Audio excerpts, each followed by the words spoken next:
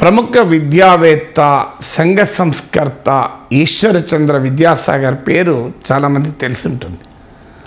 ఇతని జీవితానికి సంబంధించిన కొన్ని ఘటనలు చాలా ఆసక్తికరంగా ఉంటాయి, మనకు చాలా ఉపయోగకరంగా కూడా ఉంటాయి. ఉదాహరణకు ఈ వీడియోలో మీకు 2 ఘటనలు చెప్తాను. మొదటిది, కలకత్తా విశ్వవిద్యాలయం ఏర్పాటు కోసం విరాళాలు సేకరించే క్రమంలో ఈశ్వరచంద్ర విద్యాసాగర్ ఒక రాజు దగ్గరికి వెళ్ళారు. ఈశ్వరచంద్ర విద్యాసాగర్ అనేక విద్యా సంస్థల్ని నెలకొల్పారు. ఆ విద్యా సంస్థల్లో అణగారిన వారిని, వర్గాలకు చెందిన వారిని కూడా చేర్చుకొని చదువు చెప్పారు. మహిళల విద్యకు పనిచేశారు. అందువల్ల జీవితకాలము విద్యా వ్యాప్తి కృషి చేసినటువంటి మహానుభావుడు ఈశ్వరచంద్ర విద్యాసాగర్. సో ఆయన ఒక రాజు దగ్గరికి విరాళానికి వెళితే ఆ రాజు దురహంకారం ఎంత ఉంటుందో చూడండి. తన షూస్ విప్పి ఇంకో డొనేషన్ అని చెప్పి ఈశ్వరచంద్ర విద్యాసాగర్కి ఇస్తాడట. సో ఆ దురహంకారానికి మనకైతే ఎంత కోపం వచ్చేదో. సో రాజు దగ్గర ఏమీ చేయలేని పరిస్థితి కూడా ఉండడం వల్ల మన నిస్సహాయతను మనమే ఈసరించుకునే వాళ్ళం. కానీ ఈశ్వరచంద్ర విద్యాసాగర్ ధన్యవాదాలు చెప్పాడు రాజుకు. వెళ్ళి, ఇది అరౌండ్ 19th centuryలో జరిగిన సంఘటన ఇది. సో వెళ్ళి దాన్ని వేలం వేశారట. ఇంకో రాజుగారి షూజు ఒక గొప్ప విశ్వవిద్యాలయం ఏర్పాటుకు విరాళం అడిగితే ఇచ్చాడు అని చెప్పి వేలం వేశారట. ఆ వేలంలో 1000 రూపాయలు ఆ రోజుల్లోనే వసూలయ్యాట. దానితో రాజు తన తప్పు తెలుసుకొని అవమానాన్ని భరించలేక, అంటే తాను చేసిన దుర్మార్గం ప్రజలకు తెలిసిపోయింది కనుక మా రాజు కూడా 1000 రూపాయలు డొనేషన్ విరాళంగా ఇచ్చారట. ఆ రోజుల్లో 1000 రూపాయలు అంటే మామూలు విషయం కాదు. సుమారు 400 ఏళ్ల క్రితం అంటే మామూలు విషయం కాదు కదా. సో అందువల్ల అది ఒక వ్యక్తి ఒక అతి అవమానకరమైనటువంటి పరిస్థితిని కూడా ఎంత అద్భుతంగా తనకు అనుకూలంగా మార్చుకున్నాడో ఇదొక ఉదాహరణ. అందుకే అంటాడు ఒక ప్రముఖ తత్వవేత్త, turn the disadvantage into advantage అంటాడు. ఏ డిసడ్వాంటేజ్నైనా అడ్వాంటేజ్గా మార్చుకునే అవకాశం ఉంటుందా? నిజంగా రాజు ఈ రకంగా ప్రవర్తించిన అవమానమే కాదు, నిరుపయోగం కూడా. కానీ దానిని కూడా తన మేధోశక్తితో, తన సృజనాత్మకతతో, తన సమయస్ఫూర్తితో ఈశ్వరచంద్ర విద్యాసాగర్ దాన్ని కూడా వరంగా మార్చుకున్నాడు, లాభంగా మార్చుకున్నాడు. తప్పు చేసిన రాజు కనువిప్పు కలిగించాడు. ఇంకొక ఉదాహరణ కూడా చెప్తాను మీకు. ఇందులో ఈశ్వరచంద్ర విద్యాసాగర్ తన విద్యా సంస్థలో ప్రిన్సిపాల్గా ఉన్న రోజుల్లో ఆయన ఇన్స్పెక్టర్ ఆఫ్ ఇన్స్టిట్యూషన్స్ కూడా ఉండే. తన నోటీస్ బోర్డు పైన ఒకరోజు ఒక నోటీస్ పెట్టారట, the principal will meet his classes today అని.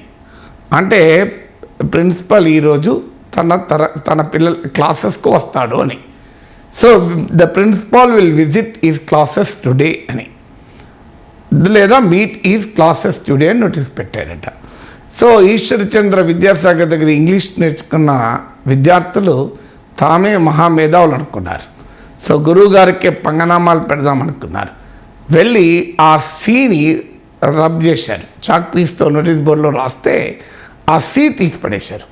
అప్పుడు ఏమైంది? అది the principal will visit his classes today or the principal will meet his classes today. LASSES. LASS అంటే మీరు డిక్షనరీలో చూడండి, మీనింగ్ గర్ల్, ఉమెన్ అని వస్తుంది. అంటే కన్నపిల్లల్ని అని మీనింగ్ వస్తుంది. సో అందువల్ల ఏమని మీనింగ్ ఇప్పుడు the principal will meet his girl friends అని మీనింగ్ వచ్చింది. అంటే ఈశ్వరచంద్ర విద్యాసాగర్ లాంటి విద్యావేత్త, సంఘ సంస్కర్త, అలాంటి వ్యక్తికి కూడా పంగనామాలు పెట్టే మిచ్చివస్ పిల్లలు ఉంటారు. వారది పెట్టి రాసిపోయారు. వెంటనే న్యాయంగా అయితే ప్రిన్సిపాల్గానే కోపం రావాలి. ఆ విద్యార్థులు ఎవడో తెలుసుకుని వాళ్ళపైన చర్యలు తీసుకోవాలి. లేదంటే సామూహికంగా తరగతుల్ని నేను బహిష్కరిస్తున్నా, మీ కుసంస్కారానికి నేను తీవ్రంగా స్పందిస్తున్నాను. కానీ ఆ విద్యావేత్త అలా స్పందించలేదు. నవ్వి వెళ్ళి ఆ ఎల్ కూడా తీసి పడేశాడట. అప్పుడు ఏమైందంటే the principal will meet is aces today అని వచ్చింది. అంటే ప్రిన్సిపల్ ఈరోజు తన ఏఎస్ఎస్ ఈఎస్ని కలుస్తాడని. ప్రిన్సిపాల్కి ఉండే యాసెస్ ఎవరు, గాడిదలు ఎవరు ఉంటారు ఇక విద్యార్థులు కాక. సో పిల్లలు వెంటనే ఈ నోటీసులు చూసి మేమే గాడిదలమయ్యాం, మా ప్రిన్సిపాల్ గారి మీద జోక్ కట్ చేద్దామని చూస్తే ఆ మహనీయుడు నేర్పిన ఇంగ్లీష్ పాండిత్యాన్ని ఆయనకే పంగనామాలు పెట్టడానికి ఉపయోగించుదామని ఆలోచిస్తే మేము గాడిదలమైపోయామని చెప్పి వెంటనే ఒక చాక్పీ తీసుకొచ్చి ఆ ఆసెస్ పక్కన సిఎల్ అని రాస్తారట. CLASSES క్లాసెస్ అని. సో ఈశ్వర్చంద్ర విద్యాసాగర్ చూపిన సమయస్ఫూర్తికి పిల్లలు కూడా తమ తప్పు తెలుసుకున్నారు.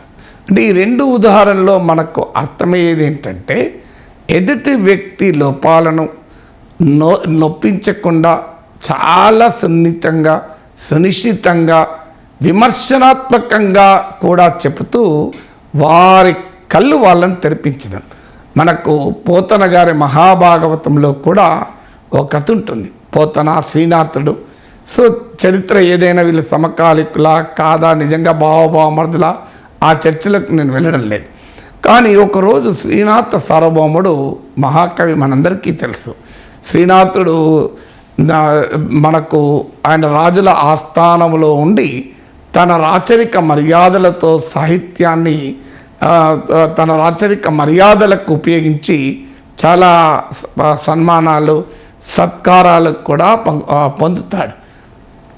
అందువల్ల ఆ శ్రీనాథ కవి సార్వభౌముడు ఒకరోజు పోతన ఇంటికి వస్తాడు. సో పోతన ఇంటికి వచ్చినప్పుడు పోతన గజేంద్ర మోక్షం మహాభాగవతంలోని గజేంద్ర మోక్షం ఘట్టాన్ని వినిపిస్తాడు. గజేంద్ర మోక్షం కథ చాలామందికి తెలిసి ఉంటుంది. తెలియని వాళ్ళ కొరకు ఒక గజం ఏనుగు, విష్ణు భక్తురాలైన ఏనుగు ఒక సరస్సులో వెళ్ళి నీళ్లు తాగటానికి దిగుతుంది. వెంటనే ఒక మొసలి ఆ ఏనుగును పట్టుకుంటుంది.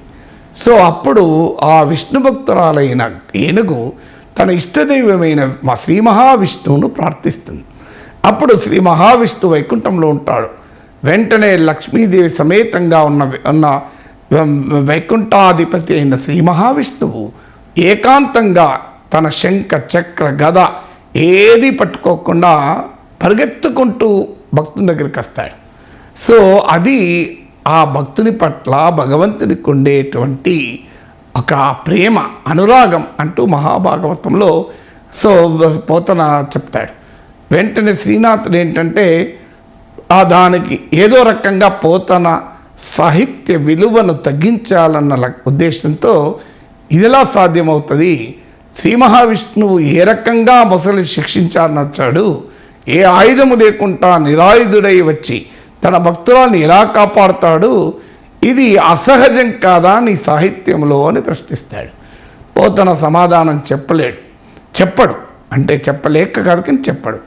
కొద్దిసేపటి తర్వాత ఆ ఇంటి పెరట్లోనే ఉన్న బావిలో ఒక పెద్ద శబ్దం వినిపిస్తుంది. వెంటనే పోతన కుమారుడు గట్టిగా అరుస్తాడు. శ్రీనాథుని కూతురుతో సహా వస్తాడు. సో ఆ శ్రీనాథుని కూతురు పేరు పెట్టి బావిలో పడిపోయింది మామయ్య అని అరుస్తాడు. వెంటనే శ్రీనాథుడు పరిగెత్తుకుంటూ వస్తాడు బావి దగ్గరికి.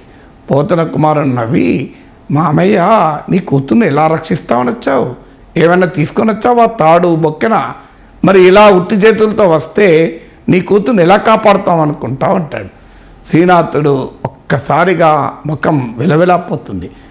నీవు మానవ మాతృడైన నీవే ఎలాంటి పరికరము లేకుండా నీ కూతురు బావిలో పడింది అన్న మాట వినడంతోనే ఆపుకోలేకుండా పరిగెత్తుకుంటూ వచ్చావే, మరి ఆ శ్రీ మహావిష్ణువు ఈ చరాచర జగత్తుకు అధిపతి, ఆయన ఎలాంటి ఆయుధాలు పట్టుకోకుండా వస్తాడని మా నాన్నగారు భాగవతంలో రాస్తే మీరు ఆక్షేపించారే, మరి మీరెలా వచ్చారు అని అంటాడు.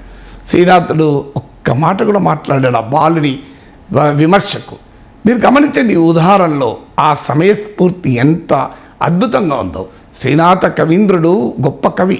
కర్ణాటక క్షితినాథ మౌక్తిక సభాగరాంతరాయ సంకల్పిత సన్నస్నాన జగత్ ప్రసిద్ధ కవిరాట్ అని చెప్పుకుంటాడు.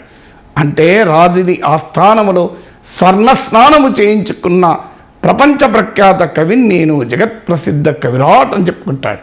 పోతన కవులు హాలికులైతేనేమంటూ వ్యవసాయం చేసుకుంటూ పలికెడిది భాగవతమట, పలికించెడు వాడు రామభద్రుండట అంటూ భాగవతాన్ని రచించి మన తెలుగువారికి అందిస్తాడు. సో కర్ణాటక కిరాత కీచకుల కమ్మ త్రిశుద్ధిగా నమ్ము భారతి అంటాడు. కర్ణాటక కిరాత కీచకుల కమ్మ త్రిశుద్ధిగా నమ్ము భారతి అని. నా సాహిత్యాన్ని ఆ దేవానికి అంకితం చేస్తాను తప్ప రాచరిక మర్యాదల కొరకు సింహాసనాల ముందు పదాక్రాంతం కాను అని పోతన చెప్తాడు. అలాంటి మహాకవి కుమారుడు చూపినటువంటి ఒక సమయస్ఫూర్తి, శ్రీనాథుని లాంటి మహాకవి ఈశ్వరుడు, మామూలు కవి కాదు శ్రీనాథుడు. సో అలాంటి మహాకవి కర్ణాటక క్షితినాథ మౌక్తిక సభాగరాంతరాయ సంకల్పిత సన్నస్నాన జగత్ ప్రసిద్ధ కవిరాట్ అని. పొరపాటు ఏమైనా ఉంటే క్షమించండి. ఈ పద్యాలు నేను చిన్నప్పుడు ఎప్పుడో స్కూల్ డేస్లో చదువుకున్నవి. నేను 1978లో నా 10th క్లాస్ పూర్తయింది. 78 కన్నా ముందు చదువుకున్నది. అందులో ఏమైనా తప్పుంటే సాహితీ అభిమానులు, సాహితీ పండితులు క్షమించాలి. కానీ విషయం ఏంటి అంటే, ఎంతటి గొప్ప వ్యక్తినైనా, ఎంతటి సామాన్యుడైనా సమయస్ఫూర్తితో తన తప్పు తెలుసుకునేలా చేయాలి అనేది ఇక్కడ ఉదాహరణ. నాకు ఇప్పటికీ గుర్తు, చిన్నప్పుడు మేము ఒక చిన్న రేకుల ఇళ్ళల్లో ఉండేవాళ్ళం. మా నాన్న స్కూల్ టీచరు, సాధారణ స్కూల్ టీచరు. సో ఆ సమయంలో సోప్ ఎక్కడో కానీ ఎవరో పెట్టేవాళ్ళు దొరికేది కాదు. నేను ఆ సోప్ కొరకు అటు ఇటు వెతికేవాడిని, ఓపిక ఉండేది కాదు. అల్లరి చేసేవాడిని. నా స్కూల్ టైం అవుతుంది, 7:15కు నేను బెల్లంపల్లిలో ఉండేవాళ్ళం మేము. బస్సు కొరకు మందమరికి స్కూల్లో చదవాలి, సింగరేణి ఇంగ్లీష్ మీడియం స్కూల్లో చదవడానికి మందమరికి వెళ్ళాలి. 7:15కు బస్సు వస్తుంది. ఈ లోపల టిఫిన్ తినేసి టిఫిన్ పట్టుకొని పోవాలి. ఆ హడావుల్లో సోప్ ఎక్కడా అని అరిచేవాడిని. మా నాన్న తిట్టేవాడు, అక్కడే ఎదురుగానే ఉంది కదరా వెదవా, తొందర ఎందుకు రా అని తిట్టేవాడు. సో అంటే ఆ పక్కకి ఎక్కడో పెడితే దొరకకుండా అంటే తిట్టేవాడు. 2 రోజుల తర్వాత ఏం చేశానంటే, నన్ను తిట్టాడు మా నాన్న కదా అని ఒకరోజు నేను ముందు స్నానం చేసి సరిగ్గా ఒక ఆదివారం రోజు, అంతకుముందు మా నాన్న తిట్టినప్పుడు సోప్ ఎక్కడుండే అక్కడే పెట్టాను. మా నాన్న వచ్చాడు స్నానం చేద్దామని. సోప్ కనవడం లేదు, దొరకడం లేదు. సోప్ ఎక్కడుందిరా అన్నాడు. నేను వచ్చి, నాన్న ఇంకో అక్కడే ఉంది, మీరు అక్కడే ఉన్నందుకు నన్ను తిట్టారు, ఇప్పుడు అక్కడే ఉంది, మీకు కూడా దొరకలేదు నాన్న అన్నాడు. అంటే మా నాన్న వీడి తెలివి ఎక్కువైపోయింది, వీడి దుస్సాహసానికి కోపం పడాలనా లేదా వీడి సమయస్ఫూర్తిని మెచ్చుకోవాలా నాకు అర్థమవుతలేదని నవ్వురుకున్నాడు. అది నాన్నగారి ప్రేమ గనక. సో అందువల్ల ఉదాహరణ ఇది. సో ఒకసారి మనకు జోక్ చదివాను ఒకసారి. ఒక కొడుకు ప్రోగ్రెస్ రిపోర్ట్ పట్టుకొని తండ్రి దగ్గరికి వస్తాడు. తండ్రి చాలా కోపంతో చూస్తాడు, ఏంట్రా విధవా ఇంత తక్కువ మార్కులు వచ్చాయి ఏంటని. అంటే వాడు కొడుకు ఏమన్నాడు, ఇంకా కోపానికి వస్తాడు, ఏంట్రా మెదడు లేదురా, ఏం చదువుతలేవు అని బాగా తిడతాడు. మెల్లగా కొడుకు అంటాడు, నాన్న ఇది నీ ప్రోగ్రెస్ రిపోర్టే తాతగారు ఇచ్చారని. సో అందువల్ల మానవ సంబంధాలలో కూడా మనం అర్థం చేసుకోవాల్సింది ఏంటంటే, ప్రతిదానికి మనము సమయస్ఫూర్తితో జయించవచ్చు. ఎదుటి వాళ్ళ తప్పులను వాళ్ళకి శుతిమెత్తగా తెలియజేయవచ్చు. అందువల్ల ఈ ఈశ్వరచంద్ర విద్యాసాగర్ జీవితం నుంచి, పోతన శ్రీనాథుల కథల నుంచి మనము నేర్చుకునే అద్భుతమైన గుణపాఠం, అసహనం సమస్యకు పరిష్కారం కాదు. సమస్య వచ్చినప్పుడు, ఈవెన్ అవమానానికి గురైనప్పుడైనా సమయస్ఫూర్తిని ప్రదర్శిస్తే విజయం మనదే.